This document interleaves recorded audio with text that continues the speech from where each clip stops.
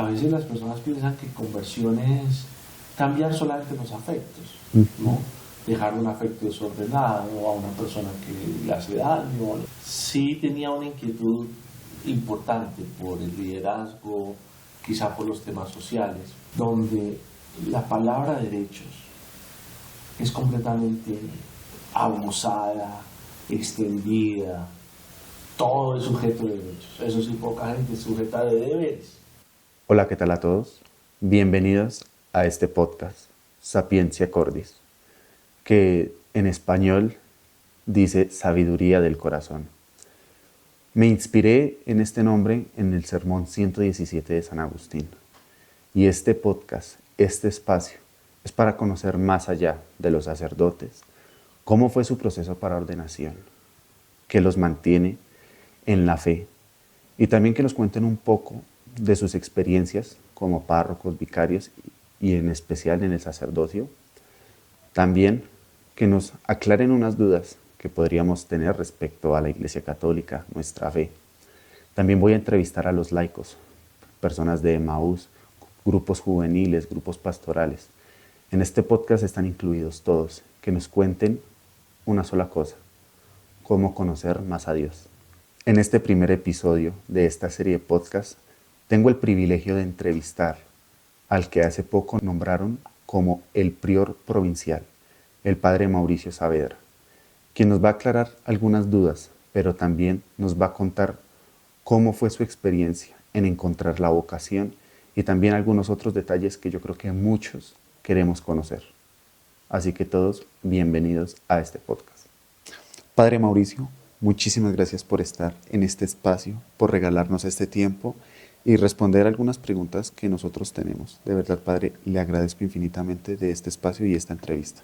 Pues gracias, Kevin, y un buen augurio a este nuevo espacio de podcast en donde la Parroquia Santa Lucía, por medio de estos nuevos medios digitales, se propone expandir el Evangelio a todas las personas. Bienvenidos y gracias. Padre, para comenzar, me gustaría preguntarte, ¿dónde naciste y cómo fue tu infancia? Yo soy bogotano, de una familia católica, sencilla, clase media. Me eduqué en el Liceo de Cervantes, El Retiro, que es un colegio de los Padres Agustinos. Me bautizaron en una parroquia de los Padres Agustinos en Bogotá, en Santa Mónica. Tengo la dicha todavía de tener dentro de mis hermanos de comunidad el sacerdote que me bautizó, el Padre Gregorio, es el mayor de la comunidad. Y allí transcurrí de manera muy serena, gracias a Dios, toda mi infancia, mi adolescencia en el colegio. Y de allí al seminario de los Padres Agustinos.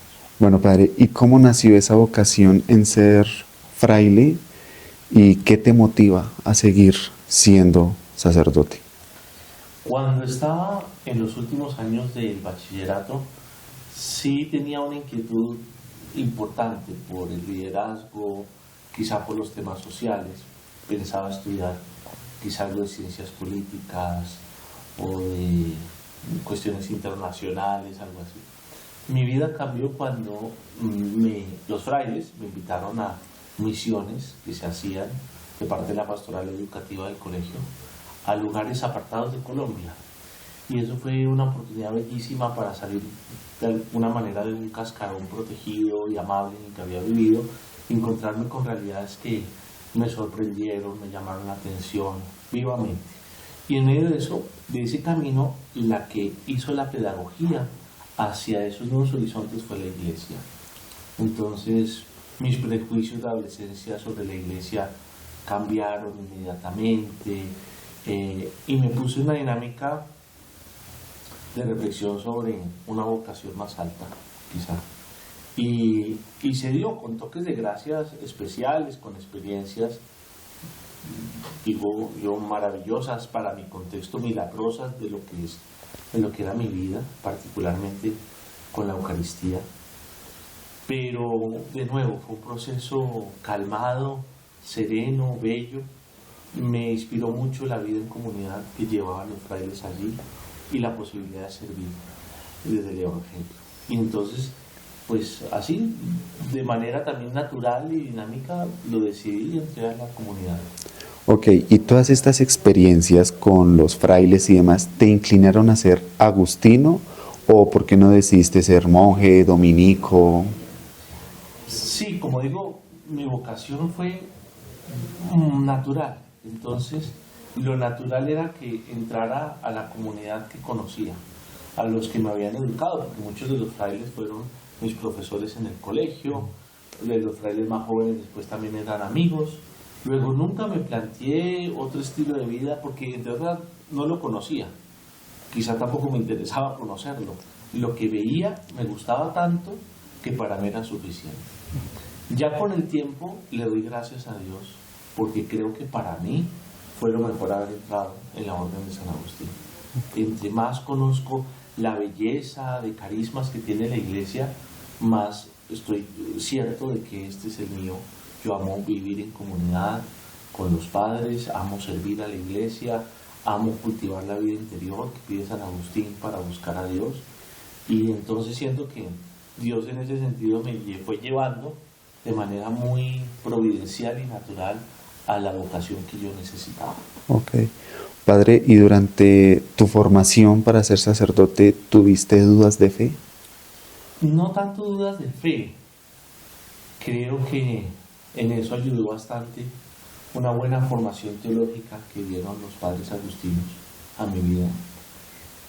Pero, por supuesto, sí dificultades de carácter existencial, propias de una juventud que a veces quiere tantas cosas, que propio de esos años, pues uno siempre tiene ansiedad por llegar rápido a la meta y entonces en eso pues o puede cometer errores o se agita, o hay otros proyectos de vida que están ahí al lado del camino. Mis compañeros de colegio hacían otros proyectos que también me gustaban, ir a una universidad, inclusive en el exterior, estudiar otras cosas, o comenzar a tener una familia. Y claro, todas esas realidades a uno le hacen pensar, cuestionarse, pero sumando y restando en esos procesos que son necesarios, la vocación va agarrando consistencia. Y entonces, pues, con la gracia de Dios puedo ir superando esas inquietudes normales de un proceso. Ok. Padre, ¿en qué año y cómo llegaste a ser el párroco de esta parroquia Santa Lucía? Bueno, llegué a ser el párroco hace ya 3 años y medio. Yo venía de una vida fundamentalmente volcada hacia la academia.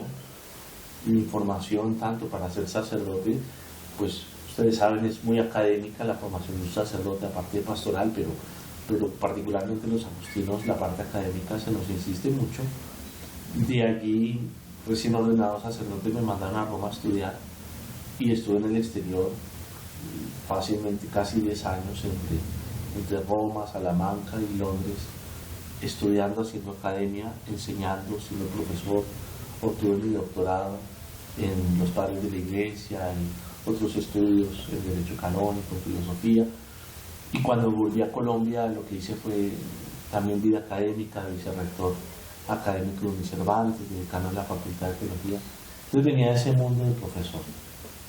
Luego lo de la pastoral no lo veía tampoco claro en el horizonte. Un agustino puede hacer muchas cosas, pero se presentó la oportunidad, el provincial me dio esa posibilidad, y lo acepté con gusto, y al tiempo siempre durante no he dejado la academia, la combino, de hecho. Entonces pues esos años para mí han sido una riqueza espiritual, un enriquecimiento de mi ministerio sacerdotal, porque cuando las grandes ideas que se discuten en la academia, que se estudian, que se profundizan, como son los dogmas de la fe, ya entran en el terreno concreto de la vida pastoral de una parroquia tan grande como Santa Lucía, tan hermosa, con personas tan especiales, tan vibrante, pues es un enriquecimiento que, me siento muy privilegiado como sacerdote, tener esa oportunidad. Así llegué, nunca había sido párroco, no lo tenía en mi perspectiva, y le doy gracias a Dios porque la experiencia ciertamente ha sido maravillosa. Ok, padre, y una pregunta y es, ¿de dónde viene tanto ingenio para hacer tantas obras que has hecho aquí en esta parroquia? Ya, bueno, de Dios que inspira en la oración o en otros momentos, en los diálogos con las personas. Creo que son una serie de circunstancias. Okay. Ortega y Gasset dice que la vida se hace a veces en la conjunción de tres cosas, yo diría cuatro. Una, la vocación, lo que uno se siente llamado a hacer. Después, unas circunstancias que se dan. Después, el azar, que los que vemos en el azar la mano de Dios, la providencia. Pero yo añadiría el esfuerzo. También hay que esforzarse, hay que entusiasmarse por las cosas. Entonces, en ese orden de ideas, creo que esa conjunción y todo eso, yo, digamos que la idea de lo sacro, del pensar que Dios es tan hermoso, tan bello, tan verdadero, tan bueno, que merece ser amado con todas las fuerzas, no solamente de mi alma, sino de una comunidad creyente, pues hace que para Dios sea lo mejor. Entonces, un templo hermoso, pues el templo de Dios, de la casa de Dios, también la casa de los hombres que vienen, de toda tribu, pueblo, raza, nación, estrato social, aquí todo el mundo viene. Entonces, creo yo que hay una dosis importante para todo esto de buenas ideas, no necesariamente mías, sino aprendidas, de estudios, de experiencias en el exterior, también de circunstancias. Mi padre es arquitecto, luego tengo esa vena un poco por el espacio, por la dimensión, por cómo acomodar unas circunstancias para que salgan bien. Pero también, pues, creo yo que el Papa Francisco nos ha insistido mucho con el tema de la sinodalidad. Es una palabra curiosa, rara, no es común, pero lo que se trata en definitiva es hacer las cosas juntos, comunicarnos mucho. Yo tiendo a comunicar mucho, a hablar mucho y a escuchar mucho a todas las personas. Entonces hay gente que ha venido y me dice, padre, ¿por qué no hace esto? No hace esto. Personas que inclusive jamás uno pensaría que pudieran tener ese tipo de idea. Y entonces del escuchar mucho, del hablar mucho, salen también buenas ideas, ¿no? Okay. Pero después, pues es verdad, hay que llevarlas a término con técnica y también superar obstáculos, porque poner toda una comunidad tan grande de acuerdo, siempre habrá gente que no le guste una cosa y la otra, pero uno tener de todas formas, con la seguridad de un consenso importante, un liderazgo, ¿no? A pesar de las dificultades de todo, empezando por las económicas, ¿no? Claro. De dónde buscar los recursos. Pero yo sé, he visto y pues todos lo vemos, que si la gente ve las cosas, pues la gente entra en la dinámica de entusiasmo. Ahora, en eso yo era muy consciente de que yo no estaba restaurando un parque ni un coliseo, sino un templo. Y allí quiero también de nuevo tener ideas claras por lo más importante que comenzamos, la centralidad de las cosas que hacen una fuerza centrífuga hacia todo lo demás, fue el valor de la Eucaristía. Yo antes de pintar una pared, lo que hice fue ir con mis hermanos, cuidar mucho el culto divino, o sea, celebrar bien la Eucaristía, inclusive cambiar los vasos sagrados, que quizás las cosas más pequeñas, quizás más costosas, menos se ven, pero son importantes, ¿no? O el sagrario, donde se guarda la Eucaristía. Y a partir de la devoción a la Eucaristía, el cuidado del presbiterio, la posibilidad de que las personas comulguen como la Iglesia permite, que comulguen tranquilas, etc. A partir del valor de la Eucaristía, ofrecerla un espacio bello de confesión para que puedan recibir la Eucaristía en gracia. En fin, todo en función de la Eucaristía, esa fuerza centrífuga de Dios es la que va haciendo que todo lo demás se remueva. Okay. Entonces, yo soy consciente que este tema, más allá del ímpetu natural, hay una lógica sobrenatural en donde Dios nos asiste. Ok, padre, de verdad que yo desde que estoy aquí sirviendo a esta parroquia me he dado cuenta de todas las obras que has hecho y son muy, pero muy bellas, padre, así que yo creo que la comunidad te lo agradece. Muchas gracias, padre, de verdad, por todas estas obras. Y bueno, para los que saben, Padre Mauricio hace poco fue nombrado como el prior provincial. Padre, ¿dónde estabas cuando recibiste esa noticia de ser el prior provincial? Ahí sí ya ser tu propio jefe, por así decirlo. Bueno, no mi propio jefe. Primero la obediencia a Dios, nuestro Señor. Segundo, el prior provincial es el superior de los agustinos en Colombia. Entonces, yo tengo un jefe directo que es el padre general de la Orden de San Agustín, que vive en Roma, y él, a su vez, del Papa Francisco. Bueno, en ese orden de ideas, pues sí, no soy mi propio jefe, ni mucho menos. Pero sí es verdad que adquiero ahora una gran responsabilidad de cuidar la vida fraterna y el servicio de la Iglesia de los Agustinos en Colombia. Yo recibí la noticia aquí nomás, a unos pasos de acá, en el patio de la parroquia. Yo ese día sabía que eso podía suceder, pero la verdad no me podía quedar, digamos, como quieto en una silla esperando, no sé, que me dijeran lo que fuera, sino yo estaba trabajando. De hecho, estaba yendo a mirar una obra ahí detrás del parqueadero con un empleado, y pasando por uno de los patios de aquí de la parroquia, donde hay una lámpara grande, ahí recibí la llamada donde me decían que me acababan de elegir, que se había hecho el escrutinio y que había salido el provincial. Ahí cerca, justo, habían unos hermanos de comunidad que estaban ahí y escucharon la llamada, pero también por pura azar. Okay. Y ellos fueron los encargados de alguna manera de expandir la noticia antes, inclusive de la oficialidad de eso. No tuve nada que ver, pero pues tampoco se los puede impedir, ¿no? Claro. Fue un tema, pues, no, repito, de azar, y fue así, me encontré en medio del trabajo y de las obras.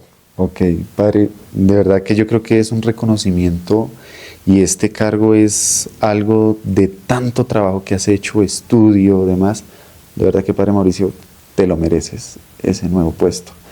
Y padre, en caso de que se diera la oportunidad de ser papa, ¿aceptarías el papado? Y también, ¿qué nombre usarías? Esa pregunta no me dijiste que me la ibas a hacer. No digo ninguna de esas. Si Dios te hubiera dicho esa, sácala completamente. Ciertamente en estos días todos estamos volcados a la lógica del cónclave. Y entonces esas preguntas pasan. Okay. Pasan, no digo por la mente de uno en absoluto, sino pasan es en los diálogos coloquiales entre las personas, incluso en medio del chiste, del asunto. Y claro, es inevitable pensar, inclusive para los cardenales que están allí, qué nombre se pondría.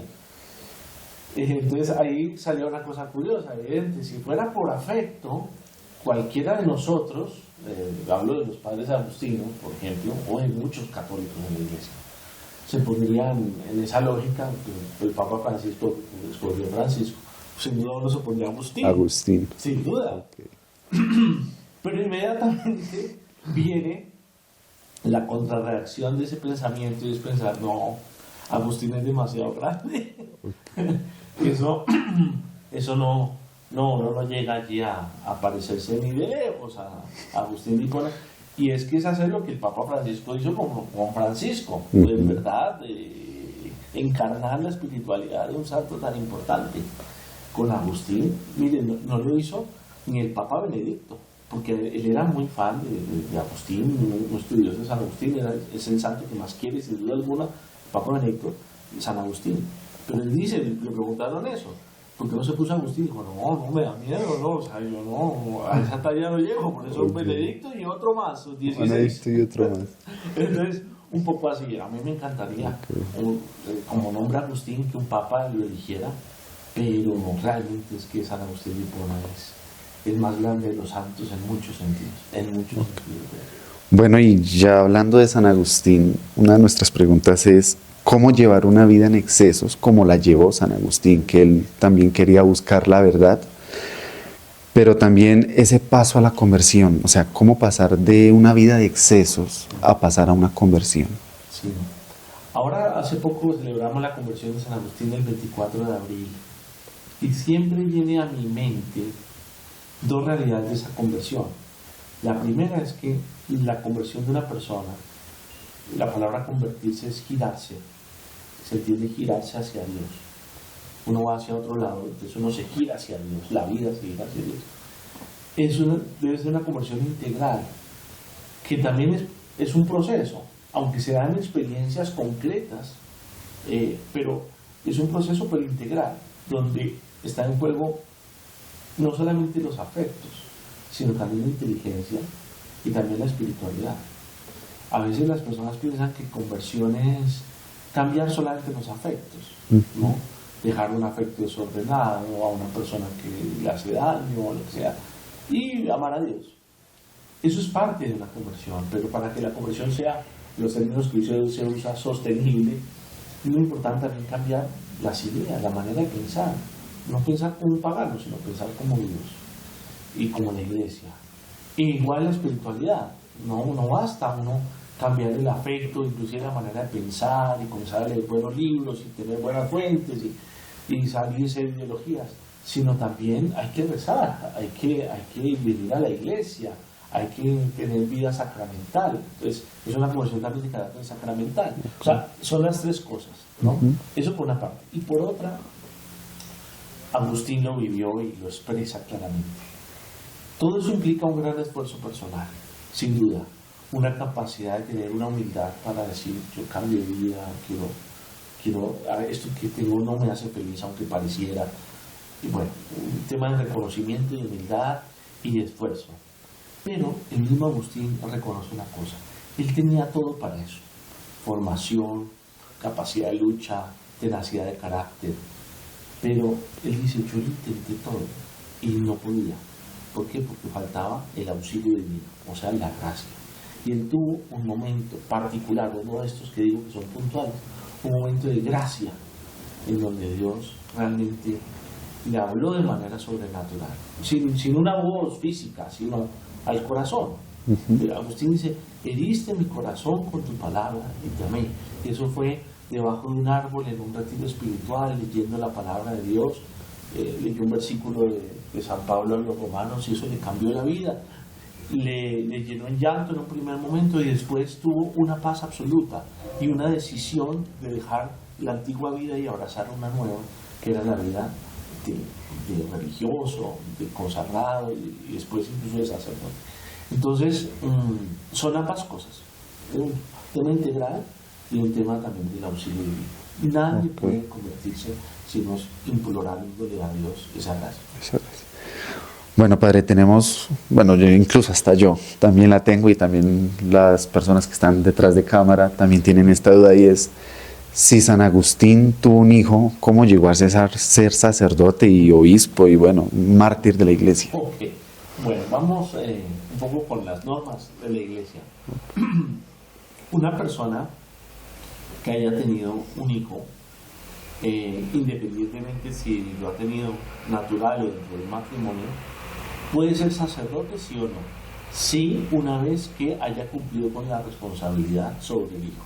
¿Qué se entiende esa responsabilidad? La responsabilidad civil, que el muchacho ya que sea mayor de edad. Entonces, en ese sentido, hay personas, inclusive han estado casadas, son viudas, sus hijos están grandes, y después hasta han entrado a un seminario y se han ordenado sacerdotes. O sea, eso es posible. Okay. Ahora, en el caso concreto de Agustín, a Deodato, antes de Agustín ser sacerdote, a Deodato había fallecido, su hijo había fallecido. Okay. No sabemos las circunstancias, solamente sabemos, Agustín nos lo dice en las confesiones, que el hijo falleció prontamente, ¿no? A edad joven. De hecho, se bautizó con San Agustín. O sea, al tiempo. Padre e hijo se bautizaron. Sí, pero Adeodato se llamaba Adeodato, murió a los pocos días de bautizarse. Pero no era bebé, era un muchacho. Era muchacho. Y de hecho Agustín dice que era un muchacho muy hábil, muy despierto, muy inteligente. Le dedicó un libro de los que hizo y todo, pero murió, digamos, en edad joven. Ok. Padre, otra cosa también característica de la familia de San Agustín es su madre, Santa Mónica. Santa Mónica duró muchos años llorando por la conversión de su hijo. ¿Por qué Dios permitió tanto sufrimiento en Santa Mónica? ¿Por qué 30 años llorando por la conversión de su hijo? ¿Por qué Dios como que permitió ese dolor tanto tiempo? Los misterios de Dios son inescrutables. Ahora, uno bien dice como Jesús, por sus frutos los conoceréis. Quizá esos 30 años le sirvieron a toda la iglesia para tener a Mónica como esa gran santa universal, patrona de las madres cristianas. Quizá con un mes de llanto no es patrona de las madres cristianas. Aquí la tenacidad de Mónica, la impetración a Dios por la conversión de su hijo durante tanto tiempo, el aprender a moldear su corazón ante ese sufrimiento y lograr al final lo cometido, no solamente para Agustín, sino para su nieto, y antes para su esposo, Patricio, que era pagano. Esa es la razón por la cual Agustín no se había bautizado, porque el esposo de Mónica no quería. Pues lograr todo eso, pues fruto sí de un esfuerzo, de una dedicación, de una vida en esa, no solamente de sufrimiento, sino de lucha constante, de carácter, de fe. O sea, las virtudes de Mónica son increíbles, son heroicas en todo sentido, Entonces, pues Dios sabe cómo hace sus cosas, ¿no? Porque permitió eso. Igual la misma conversión de San Agustín, pues por eso es paradigmática, por ese tiempo que duró, por lo que sucedió, por lo que Dios permitió, para que de ese mal que Dios permitió no lo crea nunca, lo permitió, de ahí se sacaron bien mayor, mucho mayor. Padre, de tantas enseñanzas que dejó San Agustín, ¿cuál es la que más te llama la atención a ti? Agustín se le conoce en la iglesia y en el mundo incluso académico, como un gran pensador, un gran filósofo. Por supuesto, en el mundo eclesial, un gran teólogo, un hombre que habla de cosas, de temas en los que fue el primero, o incluso hoy la filosofía, el pensamiento contemporáneo, si quiere hablar de un tema, necesariamente tiene que controvertir con San Agustín sobre distintos temas, la sociedad, el tema del tiempo, el tema del ser, tantas cosas.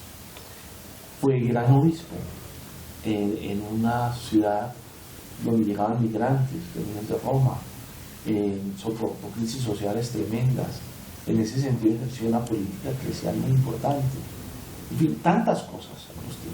Pero si uno le preguntara a Agustín qué es lo que a él lo define como él, más de su vida, el perfil que más ama de su vida, más constante, él diría que ser religioso, que ser consagrado. En el sentido de que él siempre quiso vivir en comunidad, siempre, incluso antes de convertirse, lo intentó, fracasó, porque sus amigos y él no estaban convertidos. Entonces era difícil la vida de comunidad, pero él siempre quiso vivir en comunidad.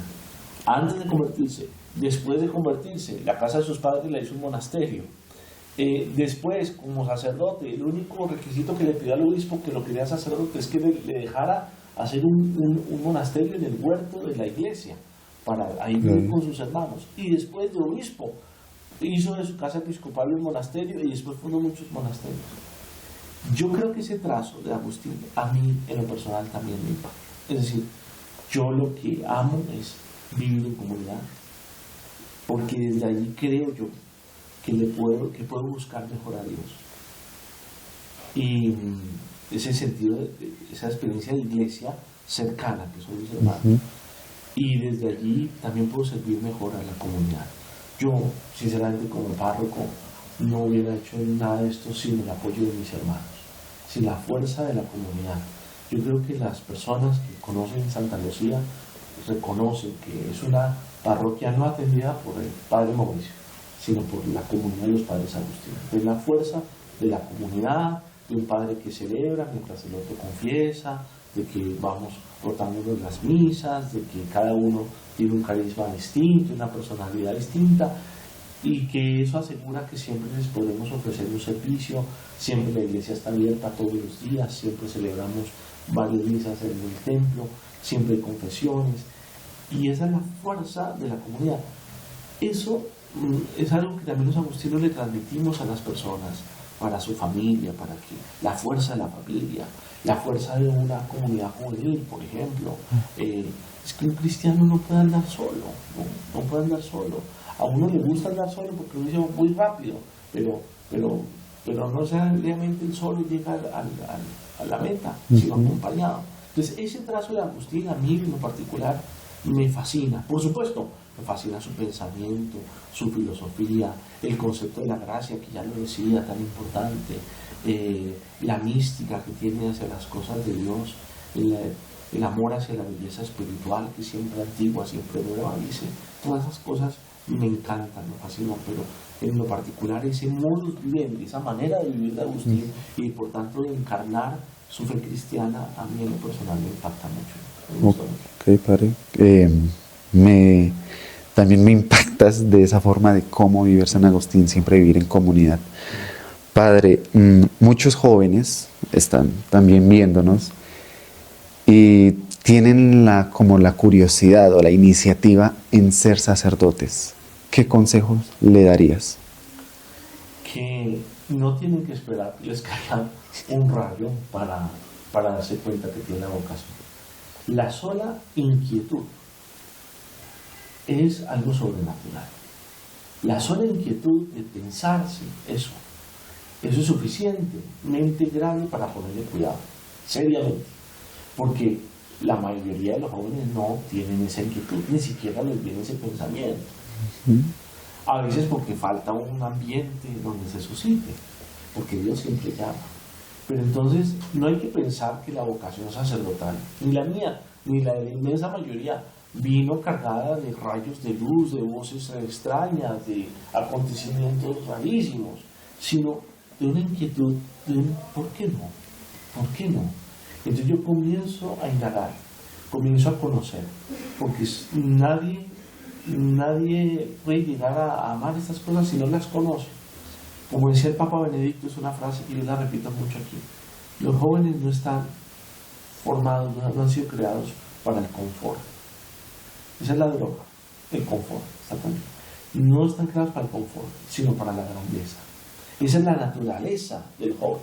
Entonces, un proceso exigente, como puede ser el llamado sacerdotal, eso, si alguien tiene esa inquietud, tenga una certeza muy grande que eso puede ser porque le va a exigir, y en el exigir se encuentra su felicidad. En el exigirse, en la grandeza, encuentra su felicidad. La tentación es el confort, o los miedos, eso no, quién sabe, pero habría que hacerlo, porque ahí está el juego mucho. Yo no me he arrepentido ni un solo instante de mi vida en el sacerdocio. Gastar la vida por los demás, compartir las alegrías de los demás. Yo he sido feliz, me veo feliz en esto. No es para todos, claro, no es para todos. Hay que tener esa inquietud, pero esa inquietud pues nace así, escuchando de pronto esto en un diálogo, diciendo, oiga, ¿por qué no?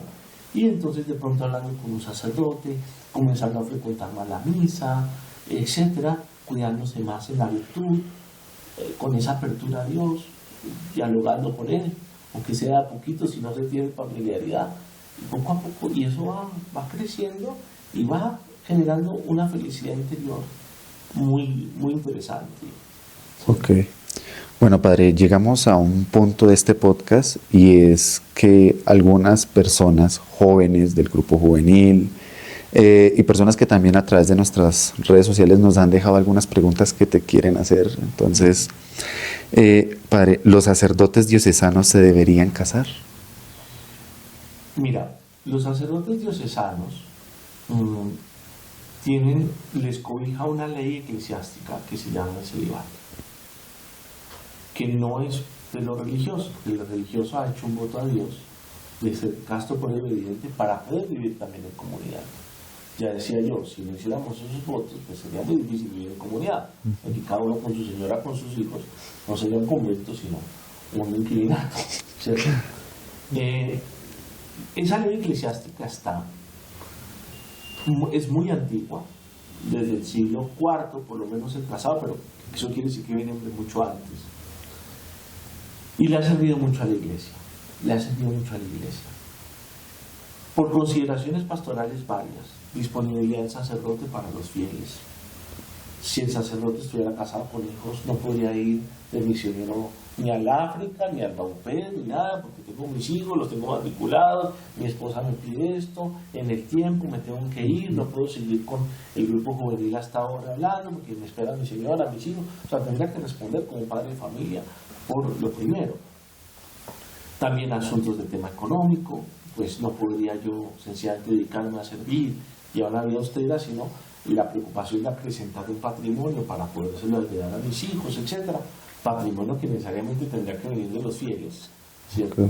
Y que no se podría invertir entonces en el bien común, que es una iglesia, por ejemplo, restaurada, sino para los hijos o lo que sea. Eso tiene unas consecuencias de carácter práctico que son muy ciertas.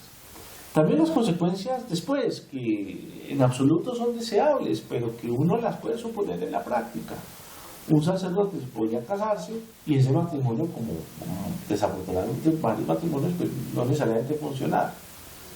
Entonces yo le pregunto siempre a alguna persona que estuviera ahí, ¿cómo se sentiría con un sacerdote divorciado? Dando la misa y vuelve a casar. Y de pronto en segunda, en tercera dosis, o sea, ahí se desarrolla todo un camino, pues ciertamente desconocido para la iglesia, pero que uno pues podría ver las consecuencias. Pero más allá de todo eso, y aquí creo que sí es por igual, tanto el sacerdote religioso como el sacerdote diocesano, el sacerdote actúa, como se dice en la Biblia, in persona Christi, en la misa, en la predicación, cuando da los sacramentos, actúa en la persona de Cristo. No se representa a sí mismo, se representa a Cristo. Entonces, ¿qué pasa? La gente, y hablo del común de la gente, no la gente, intelectual, la gente, lo que ama a un sacerdote, lo que busca en un sacerdote, es que le refleje a Cristo. Y Cristo, en su vida mortal, aquí en este mundo, tuvo una vida humana concreta, señalada por la castidad, por la pobreza y la obediencia. Cristo dedicó toda su vida, todo su corazón al proyecto del Padre. No tuvo un amor exclusivo, no se casó con nadie, no tuvo hijos, no andó con novia. Se dedicó, así nos lo dicen las páginas sagradas, al reino de Dios, a la voluntad de su Padre. Eso debería ser suficiente argumento para un sacerdote y para un futuro sacerdote y para un laico que ama la iglesia, para entender el porqué del beneficio de que un sacerdote no solamente sea célibe, sino que sea casto, pobre y obediente. Porque no lo hace por practicidad solamente, sino por la imitación de Cristo, por la configuración de Cristo, porque Él representa a Cristo en la asamblea. De allí le viene su poder.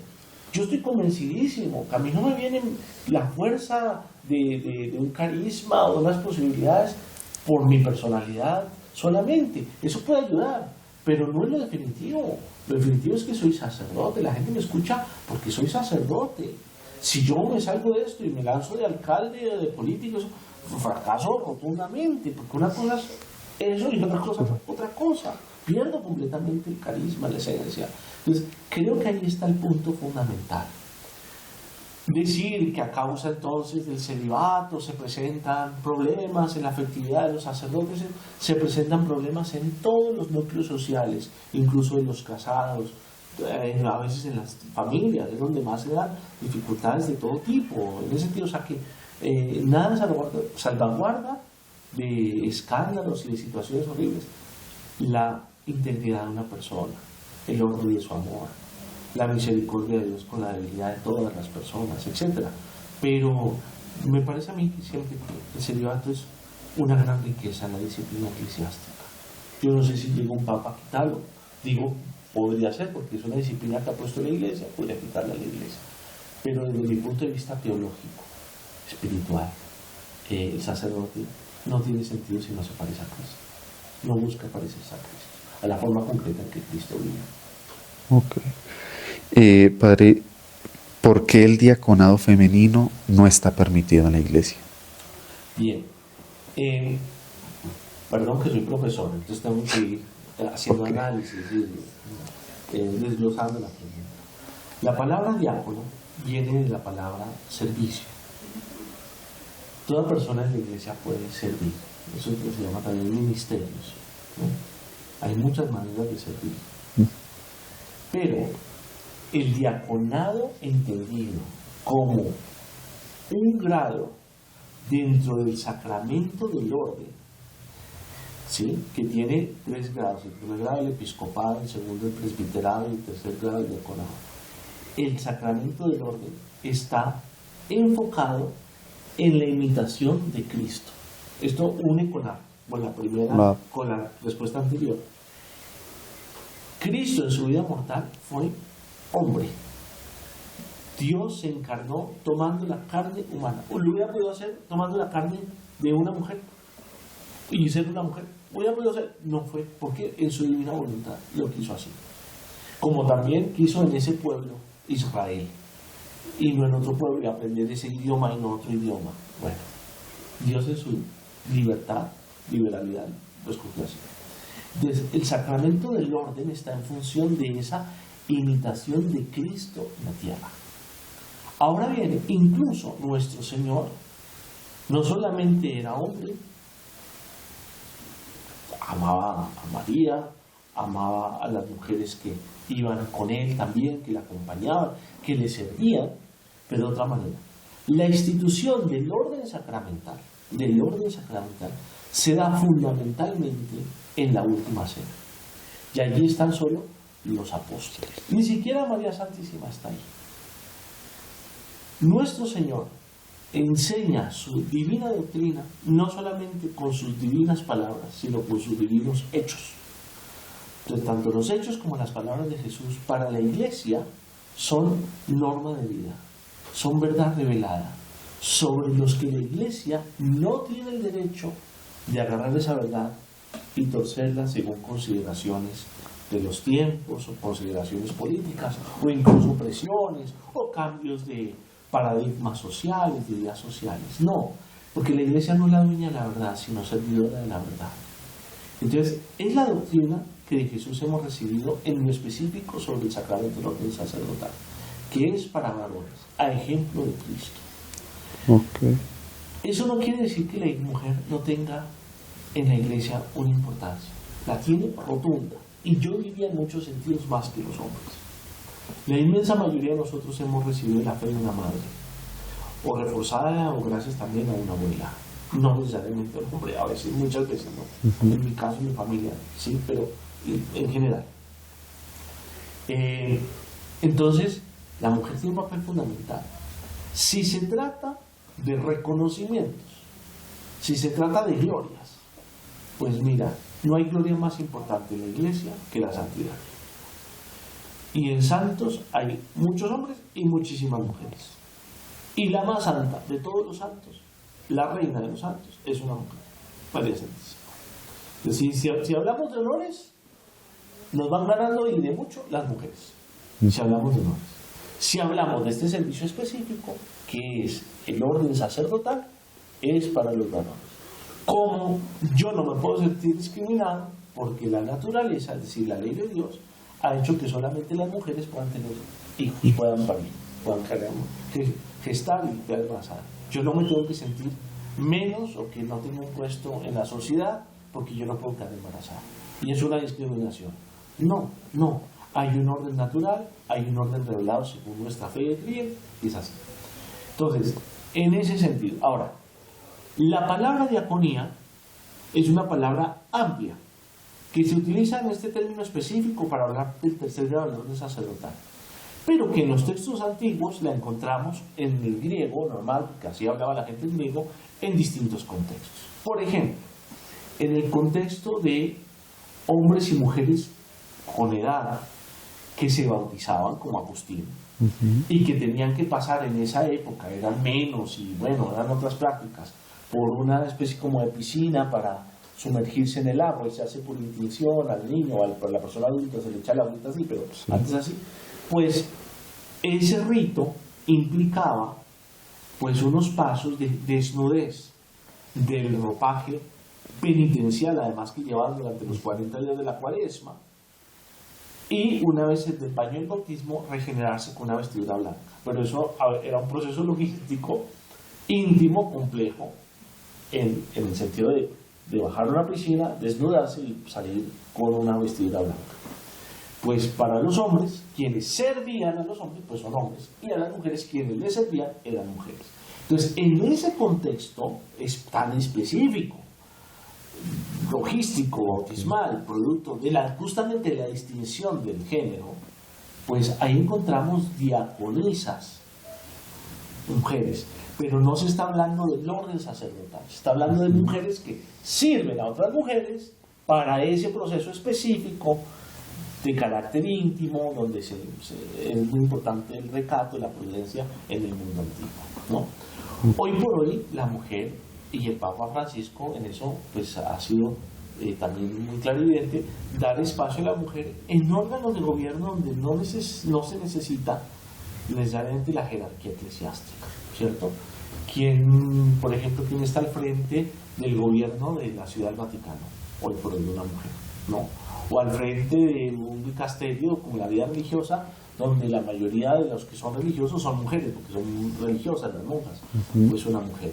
Y así sucesivamente. Las mujeres han ocupado en la iglesia puestos como rectoras de universidades pontificias, manos derechas de obispos en diócesis, en administración de cosas, y así tiene que ser, por supuesto. Ok.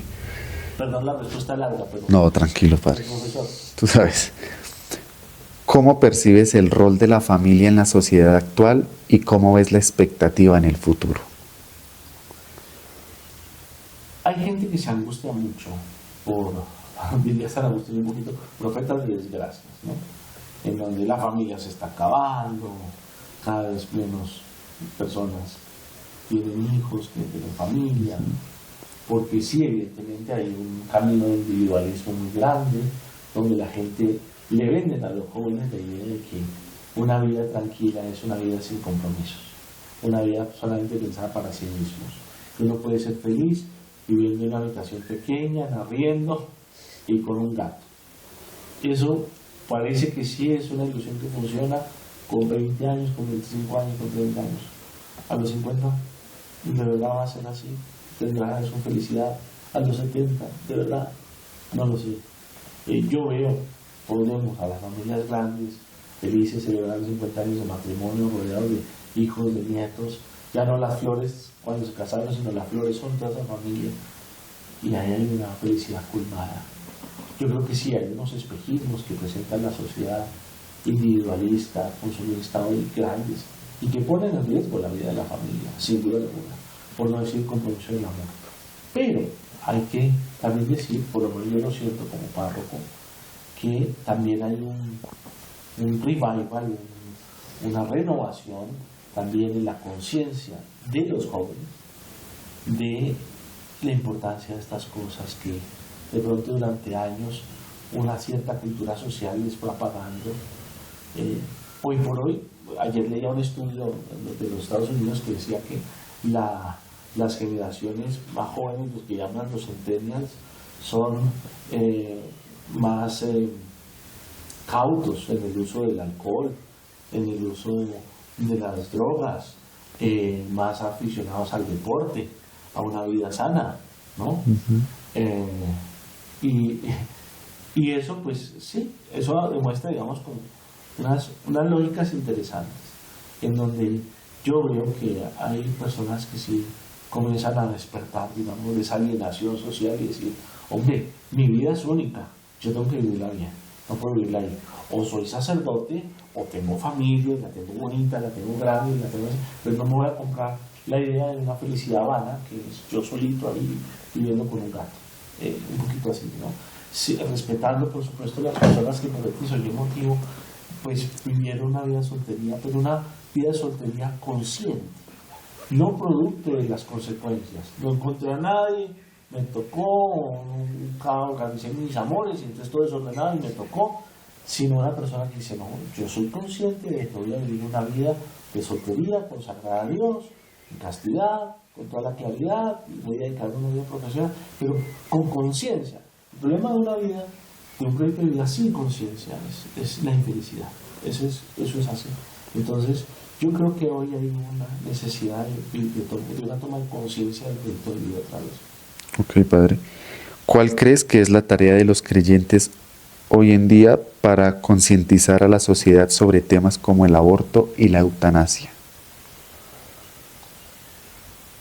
Mira, hoy andamos en una sociedad también donde la palabra derechos es completamente abusada, extendida, todo es sujeto de derechos. Eso sí, poca gente es sujeta de deberes, ¿no? Entonces insiste mucho en los derechos y se van inventando cada vez más derechos, ¿no? Ya no hay derechos naturales, sino también se habla mucho ahora de los derechos sociales, de los derechos económicos. Bueno, la gente, los políticos se llenan la boca hablando de derechos.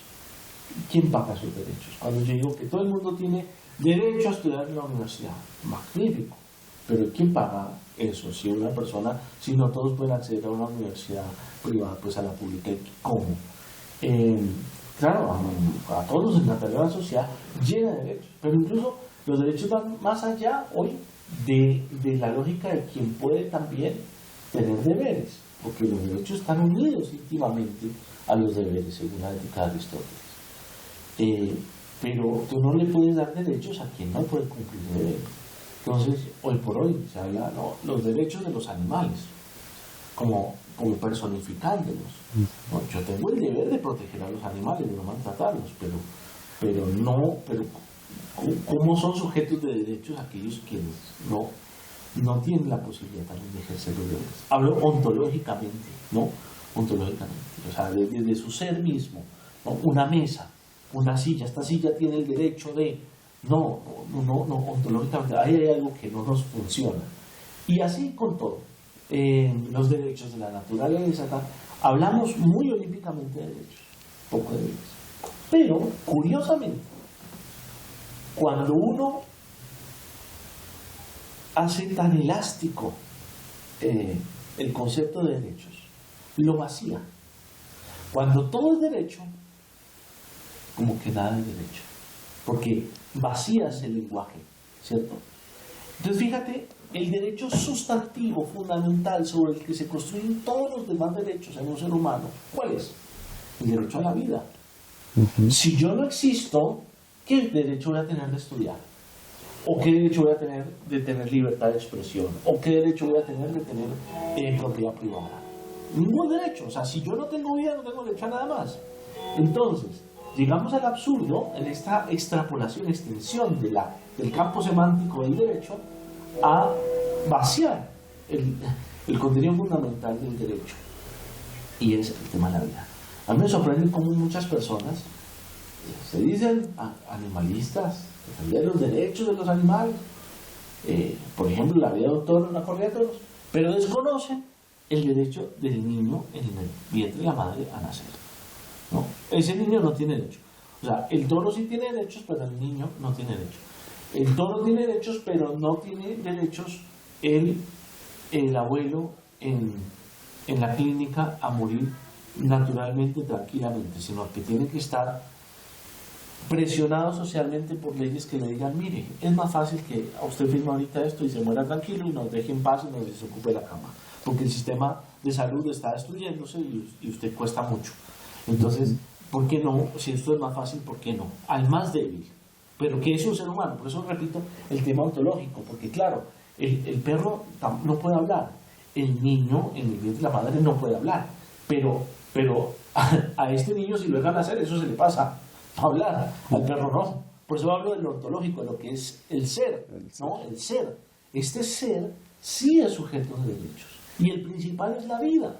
Entonces me cuestiona mucho que en esta extrapolación y que todos hablan de derechos, se pierde el derecho fundamental. Y entonces, ¿cómo es posible que una persona que diga que defienda derechos esté a favor del aborto, esté a favor de la eutanasia? Más allá de cualquier otro tipo de consideración, concepto filosófico, ético, de fondo, lógico, ¿cómo es posible que se vaya en contra de eso? Ok, padre. Una última pregunta, pues, de las personas que te han decidido preguntar cosas, y es: ¿cómo crees que la Iglesia Católica debe acoger y acompañar a las personas de la comunidad trans? Ok, bueno, aquí no solamente los trans, sino toda aquella realidad que en los contextos sociales tienen todas esas siglas para hablar de distintas orientaciones o situaciones en torno al sexo o al género. Bien. Palabras claras del Papa Francisco, también del magisterio de la Iglesia. Toda persona, que bien que eso se concatena con lo anterior que he dicho, es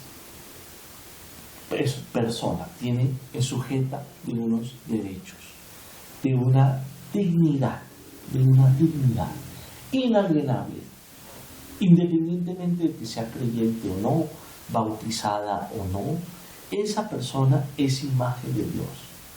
Merece nuestro afecto, nuestro respeto, nuestro cariño, nuestra aceptación como persona, como persona.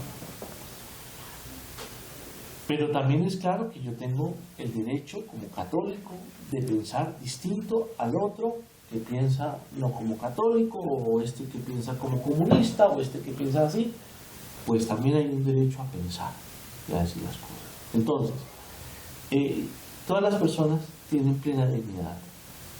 Pueden ser perfectamente sujetos de mi comprensión, de mi afecto, de mi amistad, sin duda alguna. Pero yo les diría a esas personas, porque además estas realidades un sacerdote las conoce en el interior de lo que es, por ejemplo, un confesionario. Sufren mucho. Todas este tipo de cosas sufren mucho. Hay un desorden reconocido en ellos mismos lo reconocen, un desorden psicoafectivo. Un desorden a veces, en el caso, digamos, de una situación como la que mencionas, donde ya hay un cambio de sexo, es una intervención muy severa, artificiosa, obviamente, de lo que es la naturaleza humana de ese sujeto, en donde ese desorden psicoafectivo está muy estructurado. O sea, ha habido mucho daño. Claro, no necesariamente se ve el impacto en todas las realidades de la persona. Una persona puede de pronto estar así, mal, muchas cosas, pero ser muy inteligente, por ejemplo, ¿cierto? Muy capaz de diálogo, ¿cierto? Muy batalladora para una causa, pero hay dolor, hay desorden, hay situaciones muy frágiles, depresiones, o en fin, cada quien. La Iglesia, esta realidad, como toda aquella persona que sufre, es misericordiosa, acompaña, no juzga en el sentido del Papa Francisco, es decir, San Agustín decía de otra manera, ¿no? O sea, hay que amar siempre al pecado. Ahora, odio, y usar la palabra fuerte para hablar de lo que es la falsedad, o sea, lo que es el pecado. El pecado, esté en un trans o esté en mí heterosexual o esté en otra persona, siempre habrá que odiarlo, porque el pecado lo deshumaniza. Pero amor a la persona, entonces hay que acoger, es lo que nos deja el Papa Francisco, hay que acoger. Pero también esas personas buscan una palabra de verdad para librarse. En el fondo esas personas esperan y agradecen.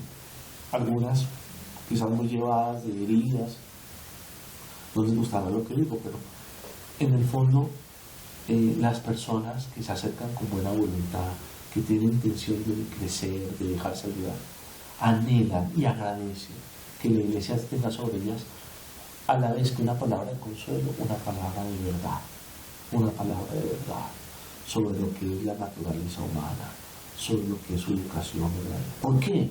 Porque en ello radica su esperanza. Es decir, una persona puede estar como un alcohólico,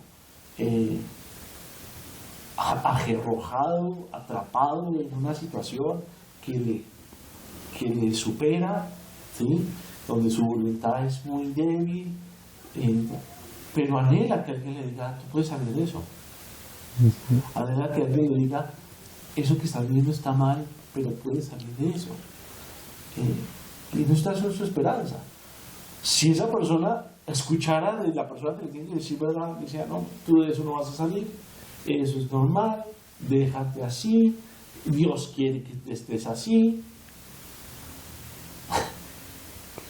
Pues yo no sé, sinceramente pienso que esas personas pierden su esperanza. Y la Iglesia tiene el deber de darle esperanza a la humanidad, con dos claves, caridad y verdad. ¿Tú qué le dirías a una persona que tiene dudas de qué religión seguir? Ejemplo, si me voy para los evangélicos, testigos de Jehová, o me quedo en la religión católica. ¿Tú qué consejo le dirías a esa persona? Bueno, de nuevo el profesor aquí. Mira, en la Iglesia Católica está la Iglesia de Cristo. la iglesia fundada por el Señor. Esto no fue fundado por San Pedro, ni por Constantino, ni por Lutero, ni por Calvino, ni por el Señor de la esquina. Aquí hay 2000 años de la encarnación de nuestro Señor y está la plenitud de los medios de la salvación, dice la Iglesia Católica. La plenitud no quiere decir que en otras partes, en otras circunstancias, una persona no pueda tener medios de salvación. Por ejemplo, todos conocemos personas que no son católicas y son buenas, ¿sí?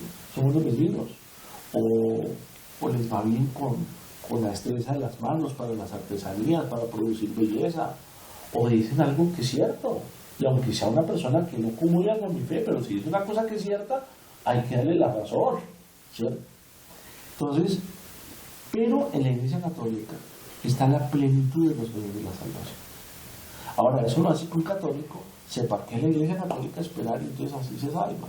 No, siempre requerirá la apertura a la gracia de Dios, y entonces uno responde con su esfuerzo, con su mérito, con su actitud, ¿no? O sea, que no es porque uno esté en la Iglesia Católica que se salva, no. Ahí están los medios, pero uno tiene que abrazarlos. Pero está la plenitud de los medios, es como una autopista ancha hacia el cielo. Entonces, ¿qué necesidad tienes de jugar con algo tan importante como tu salvación? E ir a buscar en otros caminos, otros lugares, hechos de manos humanas, cosas sin institucionalidad, pues hay que apenas verlo, ¿no? Notarlo. Cosas que se hicieron hace 10 años, o 20 años, o 50 años, o 100 años, o 200 años, pero, y una dinámica, claro, con cosas, repito, que pueden decir verdad o belleza, pero parciales, donde el mérito se lo lleva la persona que dirige eso, la que inventó esa situación, no Dios nuestro Señor. Yo insisto en esto, conecto con las respuestas anteriores. Una parroquia es fuerte, más allá del carisma de un párroco, es lo que se vive allí. Aquí lo importante no es el Padre Mauricio, es la Eucaristía. La gente no viene por el Padre Mauricio, la gente viene por la Eucaristía, por lo que se les da, que es el cuerpo de Cristo resucitado, por la misericordia de Dios que se hace la confesión. Que puede venir más o menos gente dependiendo del párroco, lo acepto, pero eso no le quita la esencia a la realidad. En cambio, en estas otras realidades son tremendamente personalistas, es en función del carisma del líder de turno. Mi salvación, algo tan importante como mi salvación, no puede ser así. Primero. Segundo, si yo cuido mi cuerpo, si las personas hacen ejercicio, si en vez de ir a un chamán, pues van al médico, si son cuerdas, ¿verdad? Si toman medicina, pero que les prescribe al médico. Si ese cuidado tenemos del cuerpo, ¿cuánto mayor cuidado debemos de tener del alma? El alma. Es que el cuerpo al fin y al cabo es la prolongación del alma. Pero hay que tener cuidado del alma. Yo mi alma no se la puedo poner a cualquiera ahí a disposición. ¿Para qué? Mira a ver qué hace con ella, porque está en juego mi salvación, la vida eterna. Y con unos afectos muy concretos también sobre esta vida. La unidad familiar, por ejemplo. La familia se destroza cuando uno de ellos se va para una secta. La unidad familiar. Aunque no todos sean comprometidos católicamente, etc., pero la familia se parte, pero se destroza, se generan problemas familiares en los usos, en las costumbres, en el día de descanso, en el día de todos juntos a un sitio, a otro, en la confusión de los hijos, porque los hijos dicen, pero ¿cómo? Si mi papá me bautizó, y ahora, católico, y ahora me dice que vayamos a este sitio, que no es católico. Yo a qué papá le creo, al que me bautizó o al que me está diciendo otra cosa, ¿cierto?